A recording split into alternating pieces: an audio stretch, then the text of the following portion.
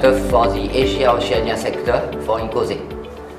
Okay, so please tell us a bit more about your role as director. Right, the role of the director is to be a liaison between the regional countries, sectors, chapters, back to the board of directors.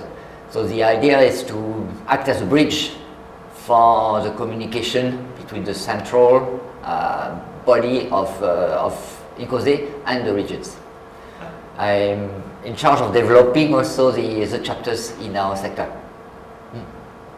Perfect. And why did you take on this role? What's the benefit of it for you?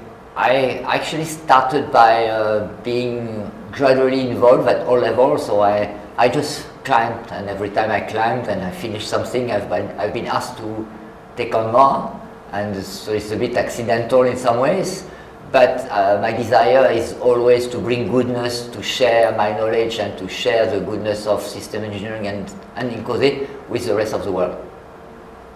Perfect. So tell us a bit more about INCOSE and why people should join INCOSE. INCOSE is a growing organization that is really growing with the complexity of this world. We are doing more and more complex things, addressing more and more complex projects. So it's something that brings a bit of sense into our chaotic world, to organize the way we do things, the way we see things, the way we study problems, to solve real problems for mankind. Perfect. And you mentioned that you'd want to talk about the reach of INCOSE globally. Tell us a bit more about that. Yeah, so the reach of INCOSE globally, INCOSE started as a national movement in the US. It was INCOSE then, and it has been transforming itself regularly to become INCOSE, the International Council of System Engineering, aspiring to really spread the message of how to do better system, how to serve communities around the world better. So it's now looking for more diversity. So it's not just a one-way direction, it's a two-way direction. So on one hand you are bringing some standardized way of doing things, but on the other side you harvest the goodness, the different ways, the different point of views in order to create a better way for everybody to share around the planet. Perfect. And you're also involved with the Technical Leadership Institute. Yes, yes. Can you tell us a bit more about that? Alright, so I've been involved very early with the newly created at that time Technical Leadership Institute, which is now taking its 9th intake of candidates. So I'm the first batch of those candidates. And this t-shirt is the t-shirt that you receive with a different color every time you join. So this Technical Leadership Institute is trying to bring up some new leaders in the domain. So it's picking people who are already demonstrated some skills in leadership, technical leadership, and trying to bring them one level up and allow them to get engaged more, both in their career and inside INCOSE. Okay, and what did you get from your involvement with Technical Leadership Institute? What's it taught you?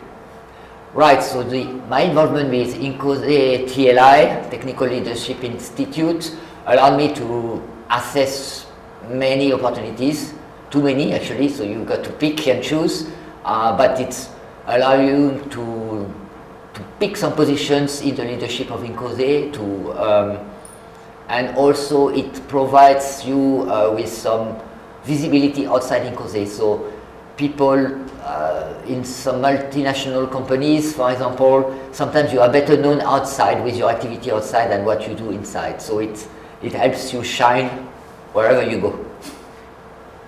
Okay, and so why should people become part of the Technical Leadership Institute?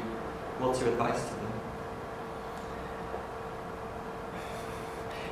I think being part of the Technical Leadership Institute of INCOSE will open your eyes to many other dimensions. You will open your eyes onto leadership that you not necessarily understand when you are just an engineer and focusing on a single activity. It will allow you to increase your network by many folds, and that network will have reach really far beyond the country where you live. So you actually can tap into that network later on in your life. And how can people become involved with the Technical Leadership Institute? The Technical Leadership Institute is recruiting people based on what they have demonstrated. So you need somebody to attest to your skills. So somebody must recommend you in the leadership of INCOSE, or somebody in a system engineering position which is well acknowledged. So typically you go for a director of INCOSE, you go for a chapter leader, and you make sure that they give you a recommendation letter. And from there you need to be also recommended by your own company, that they acknowledge that you would benefit individually and professionally from becoming a better leader. So you need to do a small file, but it's not that difficult. It's convincing a few people to help you to candidate. Is there anything else you'd like to talk about? Anything you'd like to say about INCOSE? Yes, maybe I can talk a little bit about the transformation. We are trying to transform INCOSE organization at many levels. So we keep on trying to look at what we do, how we do it, and our weaknesses in order to strengthen the way we provide service to our community. This goes a long way. It goes within how we function as an organization, but it also goes outside. Is what don't we do well? What are the communities that we don't serve well enough? So we are trying to push the goodness of STEM. We are trying to bring INCOSE in some countries, some region where we are not represented or very little represented. So the INCOSE Foundation, for example, is reaching out to some African countries at the moment, and bringing some professors that could not afford to be engaged in the international community, so they get access to a bigger audience.